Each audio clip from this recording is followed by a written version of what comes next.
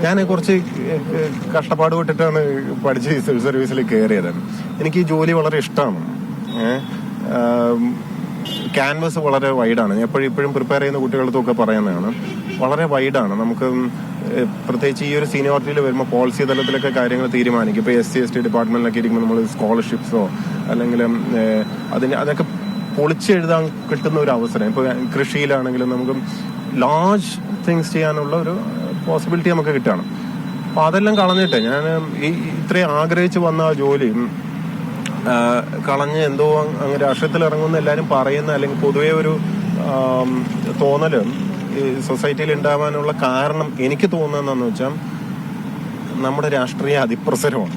കാരണം ഇതേ ഉള്ളൂ ജീവിതത്തിൽ, ഇതാണ് എല്ലാം എന്ന ഒരു തോന്നലുണ്ട്. ഇത് മോശമാണെന്നല്ല ഞാൻ പറയുന്നത്, പക്ഷെ ഇപ്പൊ ചായക്കടയിൽ ഇരുന്നാലും എവിടെ ഇരുന്നാലും രാഷ്ട്രീയം നമ്മൾ സംസാരിക്കുള്ളൂ.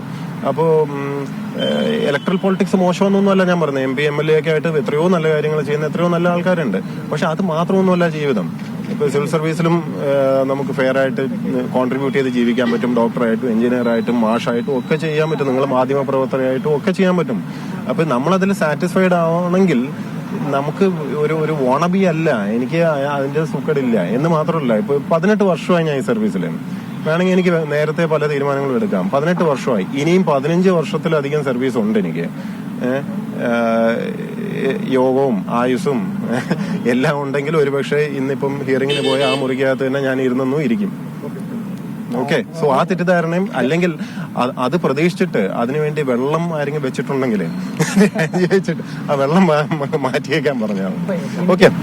ഇൻ കേസ് താങ്കളുടെ സസ്പെൻഷൻ പിൻവലിക്കുക ആണെങ്കിൽ ഉടനെയെങ്കിൽ താങ്കൾ പ്രതിസ്ഥാനത്ത് നിർത്തിയിരിക്കുന്ന ജയതിലക് ചീഫ് സെക്രട്ടറി ആകാനുള്ള ഒരു സാധ്യതകൾ കൂടുതലായി കാണുന്നുണ്ട്. താങ്കളുടെ ഒരു ഹെഡായിട്ട്, സ്വഭാവമായിട്ട് സെക്രട്ടറിമാരുടെ ഹെഡ് എന്ന നിലയിൽ അദ്ദേഹം വരുമ്പോൾ ഈ സംവിധാനം സ്മൂത്തായി മുന്നോട്ട് പോകാനുള്ള ഒരു ഉപ്പ് തിന്നവർ വെള്ളം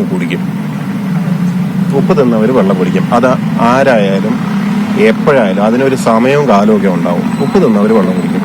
പരസ്യ പ്രതികരണങ്ങൾ അതിപ്പോ ഹിയറിംഗ് കഴിഞ്ഞ് പുറത്തേക്ക് ഇറങ്ങുമ്പോഴും ജയതിലകിനെതിരെയുള്ള വിമർശനം തുടരുന്നുണ്ട്. അപ്പോൾ അതൊക്കെ ശരിയെന്ന് തോന്നുന്ന കാര്യങ്ങൾ ഞാൻ ചെയ്യും. ഇത് ചട്ടങ്ങൾ എങ്ങനെയാണെന്ന് എനിക്കും നല്ല ബോധ്യമുണ്ട്. ശരിയെന്ന് തോന്നുന്നത് സർക്കാർ നയങ്ങളെയോ ഞാൻ വിമർശിക്കാറില്ല. രാഷ്ട്രീയക്കാരെയും അതൊന്നും ഞാൻ പറയാറില്ല. Okay, thank you.